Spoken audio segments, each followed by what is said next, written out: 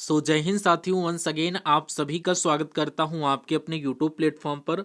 आज के इस सेशन में रियल पेपर सोल्यूशन का प्रैक्टिस सेट नंबर 10 सॉल्व करेंगे हम सभी लोग। इस प्रैक्टिस सेट में आपके टॉप 61 क्वेश्चंस लिए गए हैं जो कि बहुत ही इंपॉर्टेंट है आपके रियल एग्जाम को क्रैक करने के लिए। तो बने रहिएगा सेशन के एंड तक, एक भी क्वेश्चन स्किप मत करना। और ये सभी आपके 25, 26, 27 अप्रैल की शिफ्ट पर भारी पड़ेंगे क्वेश्चन। तो एक एक क्वेश्चन का राइट आंसर कमेंट बॉक्स में देना, तभी ये प्रैक्टिस सेट सॉल्व करने का आपको फायदा मिलेगा। और 61 क्वेश्चंस में से कम आपको 55 क्वेश्चन सॉल्व करने हैं। डिक्टो अगर इतना स्कोर कार्ड ले जाते हैं, देखते हैं कितने स्टूडेंट 55 का स्कोर कार्ड पहुंचाते हैं। अगर 55 का स्कोर कार्ड आप इन सभी क्वेश्चंस में पहुंचा रहे हैं तो रियल पेपर सोल्यूशन है। ऐसे ही पेपर आपके एग्जाम में पूछे जाएंगे तो उसमें आपका स्कोर कार्ड बहुत अच्छा निकलेगा। तो बने रहिएगा सेशन के एंड तक। जो भी स्टूडेंट हमसे न्यू कनेक्ट हो रहे हैं, अगर चैनल को आपने अभी तक सब्सक्राइब नहीं किया है सो प्लीज चैनल को सब्सक्राइब करके बेल आइकन को ऑन कर लेना। साइड में घंटे का निशान दिख रहा होगा और लाइक करके सेशन को अपनी अटेंडेंस लगा दीजिएगा। स्टार्ट करते हैं। पहले क्वेश्चन में पूछा जा रहा, इनमें से कौन सा मानव शरीर का सबसे कठोर पदार्थ माना जाता है। तो हमारे शरीर में ऐसा कौन सा पदार्थ है जो सबसे कठोर है, क्या आपको पता है? अगर नहीं पता है तो ऑप्शन नंबर बी में देखिए, दांतों का इनेमल बिल्कुल सही आंसर हो जाता है। दांतों का इनेमल जो होता है वो हमारे शरीर में सबसे कठोर पाया जाता है। नेक्स्ट क्वेश्चन देखिए, कह रहा है राष्ट्रीय बाल अधिकार संरक्षण आयोग के अध्यक्ष और सदस्य डैश वर्ष की अवधि के लिए पद पर बने रहेंगे। यानी अवधि का वर्ष आप सभी से पूछा जा रहा है। तो राष्ट्रीय बाल अधिकार संरक्षण आयोग के अध्यक्ष 3 वर्ष की अवधि के लिए अपने पद पर बने रहेंगे। ये right answer option number B बिल्कुल सही आंसर हो जाता है। Third number question, Uttar Pradesh ग्राम आबादी अधिनियम निम्नलिखित में से किस वर्ष में पारित किया गया था। तो इसमें से ये किस वर्ष में पारित किया गया था, अगर आपको पता है तो कमेंट बॉक्स में बताइए। नहीं पता है तो ऑप्शन नंबर ए को लॉक कर लेना। ऑप्शन नंबर ए में दिया गया है 1947, जो कि बिल्कुल सही आंसर बन जाता है। और 4 नंबर क्वेश्चन में पूछा जा रहा है, हमारे संविधान का कौन सा अनुच्छेद माल और सेवा कर परिषद से संबंधित है, उस अनुच्छेद का नाम आपको बताना है। तो याद कर लेना, अनुच्छेद 279 के सेक्शन ए में ऐसा बोला गया है, इसलिए right answer option number C बिल्कुल सही आंसर हो जाता है। 5 नंबर क्वेश्चन देखिए, कह रहा है निम्नलिखित में से किस संगठन ने सामान्य डेटा संरक्षण विनियमन का मसौदा तैयार किया है। तो भैया ये किस संगठन के द्वारा तैयार किया गया है, क्या आपको पता है? नहीं पता है तो ऑप्शन नंबर बी को लॉक कर लेना। ये मसौदा जो है यूरोपीय संघ के द्वारा तैयार किया गया है। ऑप्शन नंबर बी बिल्कुल सही आंसर बन जाता है। नंबर क्वेश्चन देखिए, बास्केटबॉल के आविष्कारक का श्रेय निम्नलिखित में से किसको दिया जाता है। यानी बास्केटबॉल के आविष्कारक कौन थे, आपको नाम बताना है। नाम आपको याद कर लेना है, ये डॉक्टर जेम्स नाइस्मिथ थे। ऑप्शन नंबर बी बिल्कुल सही आंसर हो जाता है। इन्होंने बास्केटबॉल का आविष्कार किया था, इसलिए right answer option number B correct answer हो जाएगा, जो भी स्टूडेंट लॉक करेंगे। कह रहा है डैश किसी प्रकार के टेक्स्ट संदेश या एसएमएस के माध्यम से फिशिंग कहलाता है। तो बताओ उसका नाम क्या होता है। यह ईमेल स्कैम या स्मिंग, जो हाँ जी हाँ, आपके क्वेश्चन का correct answer option number C हो जाता है। आपको याद कर लेना, किसी प्रकार के टेक्स्ट संदेश या एसएमएस के माध्यम से फिशिंग कहलाता है, इसलिए right answer option number C को लॉक करते हुए नेक्स्ट क्वेश्चन की तरफ बढ़ जाना। नेक्स्ट क्वेश्चन में पूछा जा रहा है, उत्तर प्रदेश के राज्य पुष्प का नाम क्या है। तो उत्तर प्रदेश के राज्य पुष्प का नाम आपको पता होगा, कई बार क्वेश्चन रिपीट करवाया है और ये क्वेश्चन आपके रियल पेपर सोल्यूशन में पूछा गया है। तो याद कर लेना, उत्तर प्रदेश के राज्य पुष्प का नाम फ्लास आपके क्वेश्चन का correct answer option number D हो जाता है। इसी प्रकार 9 नंबर क्वेश्चन, भारतीय संविधान की प्रस्तावना में निम्नलिखित में से किस मुख्य शब्द का उल्लेख भारत के सभी लोगों के बीच सामान्य भाईचारे भावना को प्राप्त करने के उद्देश्य से किया गया है। ये यहाँ पर समाजवादी, बंधुता, लोकतांत्रिक या न्याय। तो आपके क्वेश्चन का करेक्ट आंसर हो जाता है बंधुता, जो कि ऑप्शन नंबर सी में दिया गया है। ऑप्शन नंबर सी को लॉक करते हुए नेक्स्ट क्वेश्चन की तरफ बढ़ जाइए। क्वेश्चन में पूछा जा रहा है, संयुक्त राष्ट्र द्वारा सूचना तक सार्वभौमिक पहुंच के लिए अंतर्राष्ट्रीय दिवस हर साल डैश को मनाया जाता है। वो डेट आप सभी से पूछी जा रही कि अंतर्राष्ट्रीय दिवस हर साल कब मनाया जाता है। तो आप लोग याद कर लीजिएगा, अंतर्राष्ट्रीय दिवस हर साल 28 सितंबर को मनाया जाता है। 28 सितंबर बिल्कुल सही आंसर आपके क्वेश्चन का बन जाता है। क्वेश्चन में पूछा जा रहा, वह अरब जनरल कौन था जिसने 711 एडी में सिंध पर विजय प्राप्त की और खलीफा के शासन क्षेत्र के एक भाग के रूप में उस पर कब्जा कर लिया था। उसका नाम पूछा जा रहा है शासक का।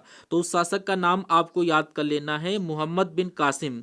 मोहम्मद बिन कासिम ऑप्शन नंबर सी बिल्कुल सही आंसर हो जाता है। इन्होंने 711 12 एडी में सिंधु पर विजय प्राप्त किया और खलीफा के शासन क्षेत्र में एक भाग पर अपना कब्जा कर लिया था, इसलिए right answer option number C हो जाता है। नेक्स्ट क्वेश्चन, निम्नलिखित में से महासागरीय धाराओं में से कौन सी अन्य धारा से भिन्न है? तो महासागरीय धाराओं में से कौन सी अन्य धारा से भिन्न है आपको याद कर लेना है लेब्राडोर, जो कि बिल्कुल सही आंसर ऑप्शन नंबर ए हो जाता है। लेब्राडोर ऐसी एक धारा है जो महासागरीय धाराओं में से अन्य है, इसलिए option number A correct answer बन जाता है। क्वेश्चन में पूछा जा रहा है निम्नलिखित में से कौन सा सिंथेटिक फाइबर का उदाहरण नहीं है? तो सिंथेटिक फाइबर का उदाहरण भैया कौन सा नहीं है आपको याद कर लेना। यहाँ पर जो कपास है ये सिंथेटिक फाइबर का उदाहरण नहीं है, इसलिए right answer option number D हो जाता है। बाकी के तीनों आपके उदाहरण हो जाते हैं। पर क्वेश्चन में पूछा जा रहा है कि किस देश को उगते सूरज की भूमि के नाम से जाना जाता है, उस देश का नाम बताइए। तो उगते सूरज की भूमि हम लोग किसको जानते हैं? ऑप्शन नंबर ए जापान को उगते सूरज की भूमि के नाम से जाना जाता है, इसलिए right answer option number A बन जाता है। नेक्स्ट क्वेश्चन कह रहा भौतिकी में नोबेल पुरस्कार जीतने वाले पहले भारतीय कौन थे? भौतिकी में रोमन पुरस्कार जीतने वाले पहले भारतीय का नाम अगर नहीं पता है तो option number B C V Raman को याद कर लीजिएगा। इन्होंने भौतिक क्षेत्र में नोबेल पुरस्कार सबसे पहले प्राप्त किया था। नंबर क्वेश्चन पूछा जा रहा मानवाधिकारों का संरक्षण अधिनियम की धारा 2A के अनुसार मानवाधिकार डैश से संबंधित अधिकार है? जीवन, स्वतंत्रता, समानता और व्यक्ति की गरिमा। तो आपको क्या करेक्ट आंसर करना है? यहाँ पर राइट आंसर आपका ऑप्शन नंबर ए हो जाता है। 2A के अनुसार मानवाधिकार A, B, C और D यानी जीवन और स्वतंत्रता, समानता और व्यक्ति की गरिमा, ये चारों के लिए ये संबंधित है अधिकार, इसलिए right answer option number A को जो भी स्टूडेंट लॉक करेंगे बिल्कुल सही आंसर आप सभी का हो जाएगा। 17 नंबर क्वेश्चन, निम्नलिखित में से किस शहर को कालीन का शहर यानी कारपेट सिटी के नाम से भी जाना जाता है? बताइए, कई बार क्वेश्चन ये रिपीट हुआ है। तो कालीन यानी कारपेट सिटी किस है, किस शहर को? तो आपको भदोही लॉक कर देना। भदोही को हम लोग कारपेट सिटी यानी कालीन शहर के नाम से जानते हैं। 18 नंबर क्वेश्चन को देखिए, निम्नलिखित में से कौन सा प्राथमिक क्षेत्र का एक उदाहरण है? तो प्राथमिक क्षेत्र का कौन सा उदाहरण है याद कर लेना। यहाँ पर परिवहन, जूते का कारखाना, दुग्धालय या बैंक। तो यहाँ पर जो दुग्धालय है ये प्राथमिक क्षेत्र का एक बहुत अच्छा उदाहरण है, इसलिए right answer option number B बिल्कुल सही आपके क्वेश्चन का बन जाता है। 19 नंबर क्वेश्चन देखिए, कह रहा है यूरोपियन यूनियन का मुख्यालय किस शहर में स्थित है? तो यूरोपियन यूनियन का मुख्यालय अगर आपसे पूछा जाए तो ये ब्रुसेल्स में स्थित है, ऑप्शन नंबर डी बिल्कुल सही आंसर हो जाएगा। पूछा जा रहा भारत में किस नेता के जन्मदिन को बाल दिवस के रूप में मनाया जाता है? वेरी मोस्ट इंपॉर्टेंट क्वेश्चन है। इस क्वेश्चन का राइट आंसर कमेंट बॉक्स में फटाफट आप लोग दीजिए कि किस नेता के जन्मदिन को बाल दिवस के रूप में मनाया जाता है। नेता का नाम बताइए। उस नेता का नाम है Pandit Jawaharlal Nehru, option number C बिल्कुल सही आंसर हो जाता है। नंबर क्वेश्चन आपकी स्क्रीन पर पूछा जा रहा फसलों के चक्रीकरण का अर्थ क्या है? तो फसलों के चक्रीकरण का अगर आप मिट्टी की उर्वरता बनाए रखने के लिए एक ही भूमि पर क्रमिक रूप से विभिन्न फसलें उगाना, एक फसलों के चक्रीकरण का अर्थ होता है। याद कर लेना, इंपॉर्टेंट क्वेश्चन है आपके एग्जाम के लिए। नेक्स्ट क्वेश्चन देखिए, कह रहा है 1764 में बक्सर की लड़ाई में अंग्रेजों ने किस भारतीय शासक को हराया था?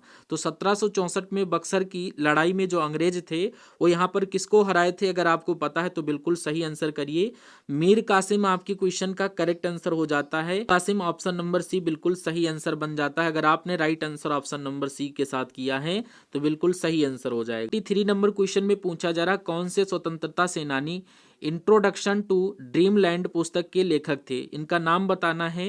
ये पुस्तक बहुत ही इंपॉर्टेंट है, याद कर लेना। Bhagat Singh, option number B आपके क्वेश्चन का करेक्ट आंसर हो जाता है। 24 नंबर क्वेश्चन आप सभी से पूछा जा रहा है SEBI का पूर्ण रूप क्या है?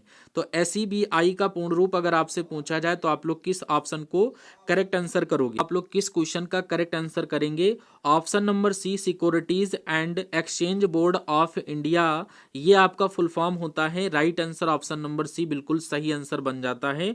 ऑप्शन नंबर सी को अगर आप लोग लॉक करेंगे, यानी पूर्ण रूप अगर कहा जाए या फुल फॉर्म कहा जाए बात एक ही है, याद कर लेना। वेरी मोस्ट इंपॉर्टेंट है, कई प्रैक्टिस सेट में ये क्वेश्चन रिपीट हो चुका है। निम्नलिखित में से किसके पास भारत के मुख्य केंद्रीय सूचना आयुक्त को हटाने की शक्ति है? तो किसके पास है, उनका नाम आपको पता है तो बता दीजिए, नहीं पता है तो भारत के राष्ट्रपति के पास केंद्रीय सूचना आयुक्त को हटाने की शक्ति होती है, इसलिए right answer option number B बिल्कुल सही आंसर बन जाता है। और अनुसंधान पहल गतिशीलता कार्यक्रम में कौन से देश शामिल हैं? तो आपको याद कर लेना कि भारत और श्रीलंका, भारत और जापान, या भारत और यूनाइटेड किंगडम, और भारत या रूस। तो आपको पता होना चाहिए ये भारत और United Kingdom, option number C बिल्कुल सही आंसर बन जाता है। और नेक्स्ट क्वेश्चन आप सभी से पूछा जा रहा है कि नगद में प्राप्त अधिकतम डैश रुपये तक के व्यक्तिगत उपहारों को आय नहीं माना जाता है। तो कितने रुपयों की आय को व्यक्तिगत उपहार नहीं माना जाता है? तो यहाँ पर आपको याद कर लेना 50,000, ऑप्शन नंबर डी बिल्कुल सही आंसर आपके क्वेश्चन का बन जाता है। क्वेश्चन में पूछा जा रहा है कि कौन सा शोध डिजाइन एक निश्चित समयावधि में समान विषयों का अध्ययन करता है, उसका नाम बताइए। तो कौन सा शोध डिजाइन एक निश्चित समयावधि में समान विषयों का अध्ययन करता है, अगर उसका नाम आपसे पूछा जाए तो आप लोग राइट आंसर कर देना अनुदैर्ध्य। क्वेश्चन का करेक्ट आंसर हो जाता है। आपने राइट आंसर अगर ऑप्शन नंबर ए के साथ किया है अनुदैर्ध्य यानी लॉजिट्यूडिनल, आपके क्वेश्चन का करेक्ट आंसर बन जाता है। इसी क्रम में देखिए 29 नंबर क्वेश्चन कह रहा राष्ट्रीय मानवाधिकार आयोग एनएचआरसी के अध्यक्ष और सदस्यों की नियुक्ति किसके द्वारा की जाती है? तो ये किसके द्वारा की जाती है? ये राष्ट्रपति के द्वारा की जाती है। राष्ट्रपति, ऑप्शन नंबर सी बिल्कुल सही आंसर आपके क्वेश्चन का बन जाता है। क्वेश्चन में आप सभी से पूछा जा रहा उड़ीसा सरकार द्वारा शुरू की गई बी मैन योजना का मुख्य उद्देश्य क्या है? तो अगर इसका उद्देश्य आपसे पूछा जाए तो आप लोग right answer option number B के साथ लगाना। राज्य को पूर्वी भारत का प्रमुख एविएशन हब बनाना, आंसर ऑप्शन नंबर बी को लॉक कर दीजिएगा आप सभी लोग। आई होप ये क्लास आप सभी को कैसी लग रही है, एक बार कमेंट बॉक्स में फीडबैक के माध्यम से जरूर बताइएगा और आप लोग इस सेशन को कहां से देख रहे हैं ये भी जरूर मेंशन करिएगा। क्लास की क्वालिटी, कंटेंट आपको जरूर बताना है कि कैसी लग रही है ये क्लास, आपको इंटरेस्ट आ रहा है या नहीं, बोरिंग तो नहीं क्लास है आपके लिए। 1 नंबर क्वेश्चन आप सभी से पूछा जा रहा उत्तर प्रदेश के पटियाली गांव में किस प्रसिद्ध व्यक्ति का जन्म हुआ था, यानी उस व्यक्ति का नाम आपको बताना है, ये क्या उनका नाम है। तो यहाँ पर right answer option number B Amir Khusro का जन्म पटियाली गांव में हुआ था, इसलिए right answer option number B बिल्कुल सही आंसर हो जाता है। ये 31 नंबर संख्या है, यहाँ पर लिख गई है, इसको काट दीजिएगा। पूछा जरा उत्तर प्रदेश में संगमरमर मुख्यतः किन जिलों में पाया जाता है? तो उत्तर प्रदेश में संगमरमर ये कहाँ पाया जाता है? ये मिर्जापुर और सोनभद्र में पाया जाता है, इसलिए right answer option number D बिल्कुल सही आंसर आपके क्वेश्चन का बन जाता है। उत्तर प्रदेश के मध्यवर्ती मैदानी क्षेत्र की किस मृदा में चूना, पोटास, मैग्नीशियम तथा जैव तत्वों की मात्रा अधिक होती है, उस मृदा का नाम बताओ। तो उस मृदा का नाम ऑप्शन नंबर सी खादर मृदा होता है। ये खादर मृदा होती है जिसमें आपका चूना मिल जाएगा, पोटास मिल जाएगा, मैग्नीशियम तथा अत्यधिक जैव तत्वों की मात्रा होती है, इसलिए right answer option number C को करते हुए नेक्स्ट क्वेश्चन की तरफ बढ़ जाना है। इसकी थीम अगर आपसे पूछी जाए तो इसको आप लोग याद कर लीजिएगा, पोलियो मुक्त पीढ़ी, यानी ऑप्शन नंबर सी बिल्कुल सही आंसर हो जाता है। ये मुख्य में कह रहा है हिंदुस्तान शिपयार्ड लिमिटेड यानी एचएसएल को हाल ही में कौन सा दर्जा प्रदान किया गया है, नाम बताइए। तो कौन सा दर्जा प्रदान किया गया है? तो आपको याद कर लेना, मिनी रत्न का दर्जा प्रदान किया गया है, मिनी रत्न, ऑप्शन नंबर सी बिल्कुल करेक्ट आंसर हो जाता है। देखिए क्वेश्चन में आप सभी से पूछा जा रहा है हिंदुस्तान शिपयार्ड लिमिटेड यानी एचएसएल को हाल ही में कौन सा दर्जा प्रदान किया गया है? तो ये आपको याद को मिनी रत्न का दर्जा प्रदान किया गया है, मिनी रत्न ऑप्शन नंबर सी में दिया गया है, जो कि बिल्कुल सही आंसर हो जाता है। 6 नंबर क्वेश्चन में पूछा जा रहा भारत सरकार ने किस ऐतिहासिक घटना के 200 वर्ष पूरे होने पर रानी चेन्नम्मा के सम्मान में 200 रुपये का स्मारक सिक्का जारी किया है? तो याद कर लेना ऑप्शन नंबर सी कितूर में रानी चेन्नम्मा की विजय 1824 आपका बिल्कुल सही आंसर बन जाता है। और नेक्स्ट क्वेश्चन कह रहा है किस दिग्गज भारतीय टेनिस खिलाड़ी ने हाल ही में अपने 2 दशकों से अधिक लंबे शानदार करियर के बाद संन्यास की घोषणा की है, उनका नाम आपको बताना है। तो उनका नाम यहाँ पर क्या हो जाता है? हो जाता है रोहन बोपन्ना, आपके क्वेश्चन का correct answer option number C, जो कि बिल्कुल सही आंसर हो जाता है। नेक्स्ट क्वेश्चन बिरहा नामक लोकगीत उत्तर प्रदेश के किन क्षेत्रों में गाया जाता है? तो बिरहा नामक गीत उत्तर प्रदेश के किन क्षेत्रों में गाया जाता है? ये यहाँ पर आपको याद कर लेना, पूर्वांचल, भोजपुर एवं अवध क्षेत्रों में गाया जाता बिरहा। पूछा जा रहा राष्ट्रीय अपराध रिकॉर्ड ब्यूरो एनसीआरबी की 2022 की रिपोर्ट के अनुसार उत्तर प्रदेश में साइबर अपराधियों को सजा दिलाने के मामले में देश में कौन सा स्थान प्राप्त किया है? तो ये स्थान अगर आपसे पूछा जाए तो ये प्रथम स्थान प्राप्त किया, जो कि ऑप्शन नंबर सी में दिया गया है, करेक्ट आंसर बन जाता है। स्कोर कार्ड पर जरूर आपको फोकस करना है कि कितने क्वेश्चन आप लोग सही करते हुए चल रहे हो। देखिए नेक्स्ट क्वेश्चन में पूछा जा रहा है 37वें राष्ट्रीय खेल गोवा 2023 में उत्तर प्रदेश ने कुल कितने पदक जीतकर कौन सा स्थान हासिल किया था? राइट आंसर बताना है। तो ये टोटल 71 पदक जीतकर 15वां स्थान स्थापित किया गया, 15वां स्थान स्थापित किया था, इसलिए right answer option number B बिल्कुल सही आंसर हो जाता है। क्वेश्चन देखिए, कह रहा है ठुमरी गायन शैली को कथक में शामिल करने के लिए श्रेय किसे दिया जाता है? तो नाम बताइए उनका। तो उनका नाम क्या है? उनका नाम याद कर लेना, ये बिंदादीन है। बिंदादीन ऑप्शन नंबर सी में दिया गया, जो कि ठुमरी गायन शैली को कथक में शामिल करने के लिए जाने जाते हैं, इनको ही श्रेय दिया गया है। नेक्स्ट क्वेश्चन, राष्ट्रीय ताप विद्युत निगम यानी एनटीपीसी का एक प्रमुख प्रतिष्ठान उत्तर प्रदेश के किस जिले में स्थित है? उस जिले का नाम बताइए। और आप लोग कहाँ से इस वीडियो को वॉच कर रहे हैं, अपना भी जिला और डिस्ट्रिक्ट जरूर हमें मेंशन करिएगा, ठीक है, ताकि हमें भी पता चले कि हाँ आप लोग कहाँ से देख रहे हैं। और अगर कोई आस पड़ोस का होगा तो उससे मुलाकात भी हो जाएगी, है ना। तो देखिए 43 नंबर क्वेश्चन में पूछा जा रहा है, राष्ट्रीय ताप विद्युत निगम एनटीपीसी का एक प्रमुख प्रतिष्ठान उत्तर प्रदेश के किस जिले में स्थित है? तो ये भैया स्थित है आपका सोनभद्र जिले में। सोनभद्र ऑप्शन नंबर बी बिल्कुल सही आंसर बन जाता है। नेक्स्ट देखिए, उत्तर प्रदेश का कौन सा क्षेत्र बाढ़ से सर्वाधिक प्रभावित होता है? तो ऐसा कौन सा क्षेत्र है जो बाढ़ से सर्वाधिक प्रभावित होता है? तो याद कर लेना, उस क्षेत्र का नाम है पूर्वी क्षेत्र, या आप यूं कह सकते हैं तराई व मैदानी भाग आपके क्वेश्चन का करेक्ट आंसर हो जाता है। कभी कभी ये ना दिया होगा, ये दिया होगा, तो आप लोग इसको भी याद कर लेना, तराई व मैदानी क्षेत्र ये बाढ़ से सर्वाधिक प्रभावित होते हैं। पूछा जा रहा, पेट्रोलियम निर्यातक देशों का संगठन डैश में किया गया था? तो किस में किया गया था? ये याद कर लेना, बगदाद सम्मेलन में किया गया था। बगदाद सम्मेलन ऑप्शन नंबर एक करेक्ट आंसर हो जाता है। नेक्स्ट देखिए, स्टार्टअप इंडिया पहल क्या है? स्टार्टअप इंडिया पहल अगर किसी को पता है तो जरूर कमेंट बॉक्स में बताइए, नहीं पता है तो याद कर लेना, यह नवाचार और उद्यमिता को प्रोत्साहित करता है, स्टार्टअप इंडिया पहल, जो कि बिल्कुल सही आंसर ऑप्शन नंबर डी हो जाता है। देखिए 47 नंबर क्वेश्चन में पूछा जा रहा है, निम्नलिखित में से थोक मुद्रास्फीति का उपसमूह है कौन है? उसका नाम बताइए। तो थोक मुद्रास्फीति का जो समूह है वो आपका हो जाता है आवास और खाद्य मुद्रास्फीति दोनों, जो कि बिल्कुल सही आंसर ऑप्शन नंबर बी बन जाता है। और इसी क्रम में 48 नंबर क्वेश्चन करा, ब्यास का प्राचीन नाम क्या था? ये मैं आपको नहीं बताऊंगा, इसका राइट आंसर आपको कमेंट बॉक्स में देना है। अगर फिर भी आप लोग राइट आंसर नहीं कर पाते हैं तो कोशिश करिएगा, नहीं कर पाते हैं तो आप हमसे ही पूछ लीजिएगा, मैं आपको राइट आंसर करूंगा, लेकिन आपको कमेंट बॉक्स में मैसेज जरूर करना है। और ये कोशिश करिएगा कि साथ में हर एक क्वेश्चन का राइट आंसर अगर आप लोग करते हैं तो क्वेश्चन आपके सब कॉन्शियस माइंड में सेव हो जाएंगे, तो आपको ही कोई प्रॉब्लम नहीं होगी, वो क्वेश्चन आपके एग्जाम हॉल में याद आएंगे। कह रहा देखिए 49 नंबर क्वेश्चन में पूछा जा रहा है, किसने 2025 में रेमन मैग्सेसे पुरस्कार जीता है? 49 नंबर क्वेश्चन में पूछा जा रहा है, किसने 2025 में रेमन मैग्सेसे पुरस्कार जीता है?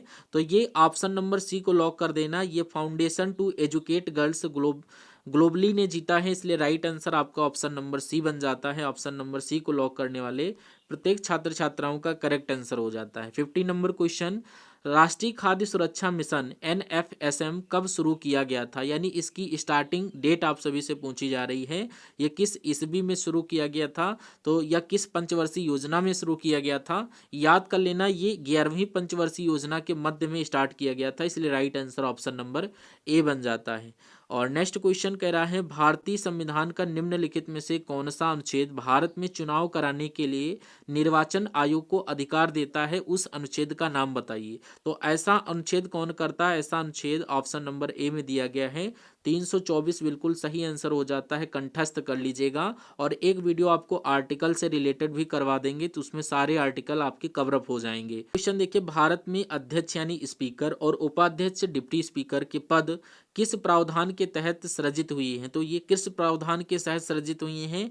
याद कर लेना, भारत सरकार अधिनियम 1919 के प्रावधान के आधार पर ये सृजित किए गए हैं। और 53 नंबर क्वेश्चन में पूछा जा रहा है कि भारतीय संविधान के निम्न में से किस भाग को डॉक्टर BR अम्बेडकर द्वारा भारतीय संविधान की अनूठी विशेषताओं के रूप में वर्णित किया गया है? तो उस भाग का नाम बताइए। ये भी क्वेश्चन आपको होमवर्क के लिए दूंगा, बहुत ही कॉमन क्वेश्चन है और इंपॉर्टेंट क्वेश्चन है, आपके संविधान से रिलेटेड है। भाग पूछा जा रहा, भाग आपको बताना है। कह रहा है IPC के अनुसार एक ठग को डैश का दंड दिया जाएगा। तो IPC धारा के अनुसार अगर कोई एक ठग है वो पकड़ा जाता है तो उसको कौन सा दंड दिया जाता है? आप लोग याद कर लीजिएगा, इसको आजीवन कारावास और जुर्माने का दंड दिया जाएगा। Option number C correct answer हो जाएगा। नेक्स्ट क्वेश्चन, मोन खमेर भाषा समूह से संबंधित आपकी ऑस्ट्रो एशियाई से संबंधित है। Correct answer option number A Austro एवं एशियाई बिल्कुल सही आंसर हो जाता है। क्वेश्चन आप सभी से पूछा जा रहा है, निम्नलिखित में से कौन सा मेलानोर्निया त्वचा कैंसर का कारण है, उसका नाम बताइए। तो ऐसा कौन सा है, तो आपको याद कर लेना, ओजोन अवक्षय जो है, ओजोन अवक्षय जो है ये आपका मेलानोर्निया त्वचा कैंसर का एक प्रमुख कारण है, इसलिए right answer option number B हो जाता है। और देखिए नेक्स्ट क्वेश्चन में पूछा जा रहा है, कौन सा भारतीय राज्य शास्त्रीय नृत्य मोहिनी अट्टम के लिए प्रसिद्ध है, उसका नाम बताइए। तो उसका नाम भैया क्या है, आपको पता होना चाहिए, ये केरल जो है ये भारतीय राज्य शास्त्रीय नृत्य मोहिनी अट्टम के लिए बहुत ही ज्यादा फेमस है, प्रसिद्ध है। करेक्ट आंसर कर लीजिएगा। करेक्ट क्वेश्चन में पूछा जा रहा है, कृषक से एकत्रित भूमि राजस्व को डैश के रूप में जाना जाता है, उसको क्या जानते हैं हम लोग, जमींदारी व्यवस्था, महालवाड़ी व्यवस्था, रैतवाड़ी व्यवस्था या स्थायी कर प्रणाली। तो आपने राइट आंसर अगर ऑप्शन नंबर सी के साथ किया है, इसको रैतवाड़ी व्यवस्था के नाम से जाना जाता है, इसलिए right answer option number C बन जाता है। नेक्स्ट क्वेश्चन, इलायची पहाड़ियां निम्नलिखित में से किस पर्वत श्रृंखला में स्थित हैं। तो इलायची पहाड़ियां जो हैं वो कहां पर स्थित हैं, याद कर लेना, ये पश्चिमी घाट में स्थित है, ऑप्शन नंबर बी बिल्कुल सही आंसर आपके क्वेश्चन का हो जाता है। अगर किसी स्टूडेंट को नहीं पता है तो इसको सही कर लेना। कह रहा वित्त आयोग का गठन किसके द्वारा किया जाता है, तो वित्त आयोग का गठन जो है ये भारत के राष्ट्रपति के द्वारा किया जाता है, भारत के राष्ट्रपति, ऑप्शन नंबर बी बिल्कुल सही आंसर हो जाता है। और आज के सेशन का लास्ट क्वेश्चन जो कि आपके लिए ही होगा होमवर्क के लिए, आपको इस क्वेश्चन का भी राइट आंसर हमें कमेंट बॉक्स में बताना है कि नीति आयोग का मुख्य कार्य क्या है। आपने नाम सुना होगा कई बार, ये कई आपके सोल्यूशन पेपर में मिला भी है, नीति आयोग क्या है, नीति आयोग का गठन क्यों होता है, तो नीति आयोग का मुख्य काम क्या है ये आपको बताना है। आपको 3 क्वेश्चन मिल चुके हैं होमवर्क के लिए, तीनों के तीनों क्वेश्चन का राइट आंसर आपको एडिशनल तौर पर कमेंट बॉक्स में बताना है। और आपको 61 क्वेश्चंस में से स्कोर कार्ड कितना गया है, स्कोर कार्ड अपना जरूर हमें कमेंट बॉक्स में बताइएगा, एकदम सच के साथ बताना, झूठ मत बोलिएगा। अभी आपके पास टाइम है, मैं रियलिटी तो जानूं आपका स्कोर कार्ड कितना जाता है, क्या यहाँ पर 60 में से आपके 50 सही हुए, 55 सही हुए, या इससे ज्यादा सही हुए, या 10 ही क्वेश्चन सही हुए, जैसा जितना आया आपको रियल तौर पर बताना है, मैं आपको उस लेवल से फिर तैयारी करवाऊं, ठीक है। लेकिन बताना जरूर है, तैयारी को अपनी आंकना है, यानी इन प्रैक्टिस पेपर सेट से आपको अपनी तैयारी का एक टेस्ट के रूप में जांचना है कि हम अगर हमारे एग्जाम में ये रैंडम पेपर ऐसे मिल जाता तो हम कितने क्वेश्चन इसमें अटेंड कर पाएंगे। तो ज्यादा से ज्यादा आप लोग इस वीडियो को शेयर करिएगा अपने फ्रेंड सर्किल में, और क्लास के बारे में 2 शब्द आपको लिखना है फीडबैक के तौर पर। हम सभी लोग मिलते हैं नेक्स्ट आने वाले सेशन में, तब तक के लिए जय Hind, thank you for watching this session.